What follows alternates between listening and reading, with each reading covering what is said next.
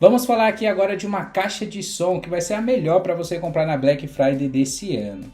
Falando um pouquinho sobre caixa de som, uma das coisas que eu vou levar em consideração aqui vai ser a qualidade sonora, a portabilidade e inclusive essa caixinha que nós vamos recomendar vai se sair muito bem com o projetor HY300 que nós recomendamos aqui no início desse vídeo.